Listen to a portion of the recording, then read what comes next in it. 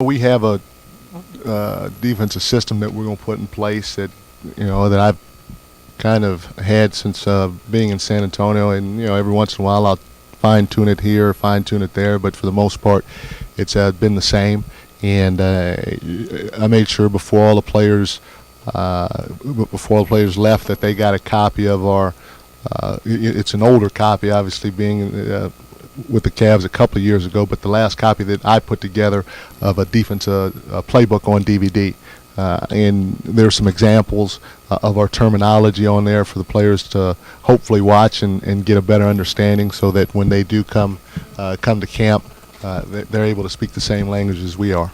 But you've spoken before about the three-man rotation, the big man they've had here with Odom, Gasol, and Bynum. And Odom didn't play much three. You started to think about things like that. Would you prefer to have him back up the other two bigs on the roster, or are there things you'd like to experiment with? No, well, no, that's what I meant when I say the three-man rotation. Those three guys will be my bigs, but obviously Lamar is capable of playing multiple positions, and he may be able to play some small forward for us also. Can you talk a little bit more specifically about how you plan on using Kobe in the offense, how to get him the ball I mean, we have play calls for him that will put him right off the post. I have different areas of the floor that are named, and the area that we feel he likes, and not necessarily that he posts up real deep, but he likes posting up in what we call a Karl Malone area, which is a few feet off of the block. And so we have sets, we have automatic stuff that will get him to that area. We know he likes the ball in between the elbows. We have sets and automatic stuff that will get him to the elbows, and some of the stuff that we have that will get him in that area. He will have a choice. He can go off a weak side stagger, or he can set a rip screen and bring himself to the elbows. We will also utilize him in some pick and roll, and we've done it.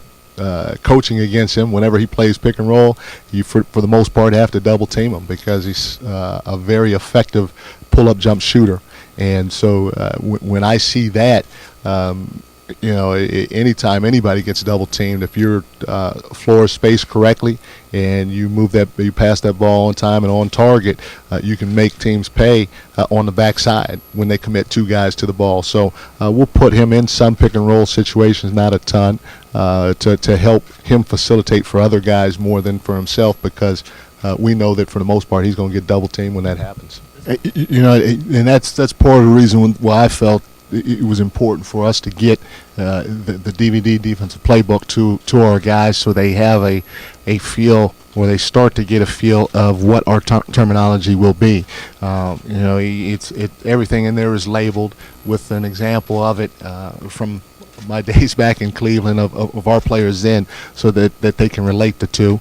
Obviously, that is a little bit of a concern, but we'll be able to do it in training camp. We'll have to be real conscious of trying to speak our language, and at times if they speak the language of the past, we'll try to show them how, give them examples of how that may be paralleled with what we're trying to say, or or how we're trying to say it.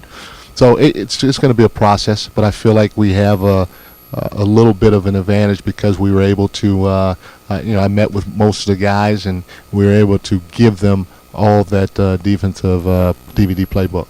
Mike, are you going to have enough time with the kind of truncated camp here to install everything, or will it be sort of an ongoing thing where you kind of measure out how much information you're getting? It's the second part of what you asked me. Yeah, we're going to have to kind of measure it out as we go.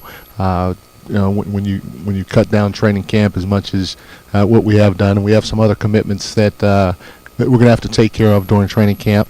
Then it's going to kind of be abbreviated what we do or what we put in, and we'll do that based on feel. We'll have our first two for sure, maybe three practices at the most on paper, and in terms of minute to minute what we'll be doing, and then from there we'll make adjustments. We'll meet before our first practice, we'll practice, and then as a staff, after the last player leaves, we'll meet again just to make sure that we liked what we did, because we might not get to everything that we have down on paper.